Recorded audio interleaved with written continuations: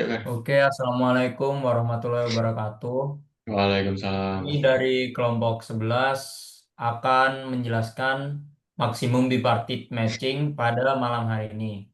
Oke, jadi langsung sebelum kita memulai, kita perkenalan dulu. Yang pertama ada saya di sini Ferdian, NRP 5025241033. Lanjut. Saya ada Muhammad Hilbran Akmalabrar dengan RP 5025241052. Kami Perkenalkan pas. nama Anda dengan NRP 5025241053. Perkenalkan, saya Lucky Mantrastia dengan NP terakhir 147. Baik, setelah perkenalan, kami langsung saja. Sebelum kita lanjut ke maksimum bipartit matching, kita harus tahu latar belakang mengapa ini itu penting. Oke, saya akan memberikan sebuah skenario. Bayangkan ada sebuah skenario masalah penugasan atau assignment problem. Di satu sisi kita memiliki sekelompok pelamar kerja. Di sisi lain kita memiliki sejumlah pekerjaan yang tersedia. Setiap pelamar hanya cocok untuk pekerjaan tertentu, tidak semuanya. Tujuannya, bagaimana cara kita menemukan cara menugaskan pelamar ke pekerjaan, satu ke satu atau one to one, sehingga jumlah orang yang mendapatkan pekerjaan itu maksimal. Inilah masalah inti yang diselesaikan oleh maksimum bipartit matching. Lanjut. Baik, sebelum itu, apa sih graf bipartit itu? Graf bipartit adalah sebuah graf yang disebut bipart. Sebuah graf disebut bipartit jika himpunan simpulnya atau vertexnya dapat dibagi menjadi dua himpunan bagian yang terpisah atau disjoin. Kita sebut saja himpunan U dan V. Fair saja sih. Aturan kuncinya, setiap sisi atau edge dalam graf hanya menghubungkan satu simpul di U dengan satu simpul di V. Oke, sebagai contoh kita lihat saja gambar di samping.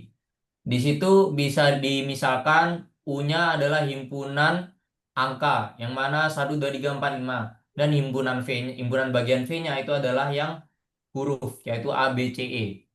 Dan mereka terhubung satu sama lain, terhubung dari U ke V dan V ke U. Oke, aturan kedua, tidak boleh ada sisi yang menghubungkan dua simpul dalam himpunan yang sama. Bisa dilihat di gambar di samping, di situ tidak ada pada himpunan yang sama yang terhubung satu sama lain. Bisa dilihat antara 1, 2, 3, 4, 5 tidak ada yang terhubung satu sama lain. Begitu juga di himpunan bagian V yang huruf, yaitu A, B, C, E yang juga tidak ada yang terhubung satu sama lain. Lanjut. Selanjutnya, apa itu matching? Sebuah matching dalam sebuah graf adalah sebuah himpunan bagian dari sisi atau edge di mana tidak ada dua sisi dalam himpunan tersebut yang berbagi simpul atau vertex yang sama. Dengan kata lain, setiap simpul dalam graf itu hanya terhubung ke paling banyak satu sisi dalam matching tersebut. Atau bisa disebut one to one. Lanjut.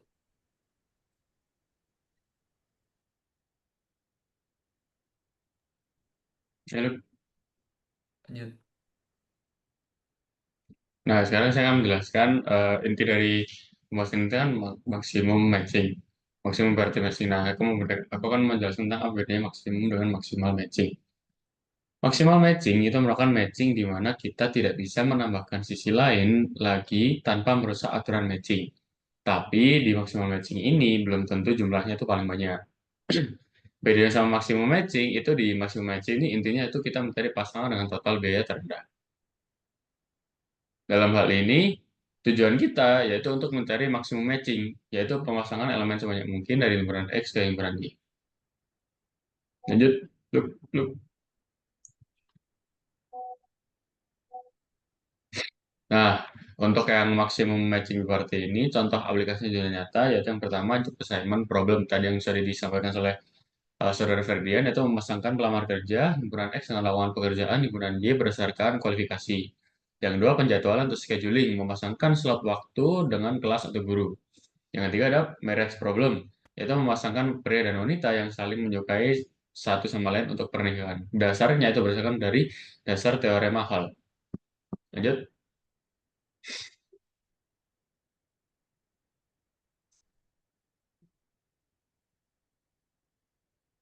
Kelebihannya yaitu yang pertama, Kelebihan maksimum bipartit ini yaitu solusinya optimal, algoritma ini menjamin hasil terbaik secara matematis bukan sekedar tebakan atau heuristik.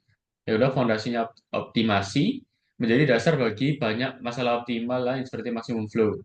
Fleksibilitas bisa diterapkan pada data abstrak hubungan sosial maupun data geometris koordinat peta. Ya,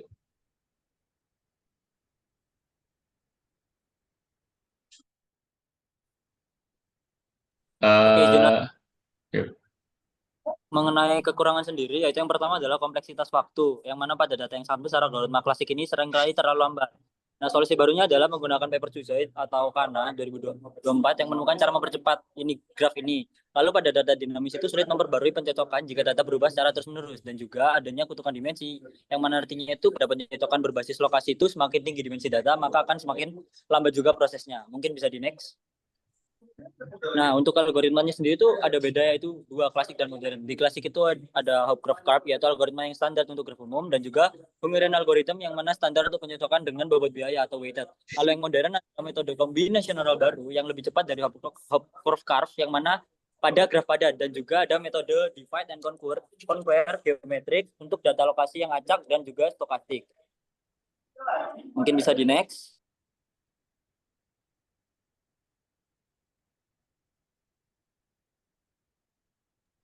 Oke, mungkin langsung saja dari sendiri yaitu bipartite matching adalah jembatan antara teori graf, matematika, dan juga aplikasi yang praktis pada kehidupan sehari-hari. Meskipun algoritma dasar itu sudah ada sejak lama, riset terbaru juga berhasil memecahkan batasan kecepatan untuk mengenai data skala raksasa. Nah, next-nya itu ada daftar pustaka ya yang menjadi referensi dari kita semua. Mungkin bisa lanjut aja langsung untuk kodenya.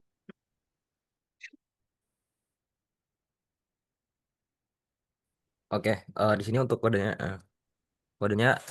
yang pertama kita pakai ini import network X, matplotlib pyplot. Terus ini ada untuk buat graf bipartitnya. Terus ini ada fungsi untuk nambahin nodes dengan atribut bipartit. 0 untuk pelamar, 1 untuk lowongan. Lalu ada fungsi menambahkan edge. Di sini ada fungsi untuk algoritma maksimum matching. Terus ini untuk membersihkan data duplikat. Karena output NX itu bisa nampilin A ke B dan juga B ke A. Jadi secara terbalik.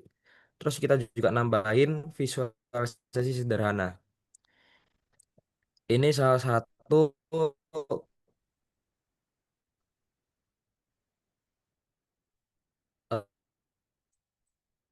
eh, eh, yang kita coba ada Ali Engineer.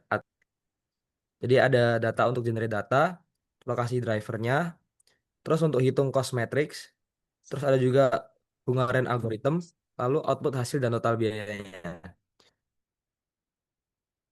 Jadi ini untuk visualisasinya Euclidean bipartite matching.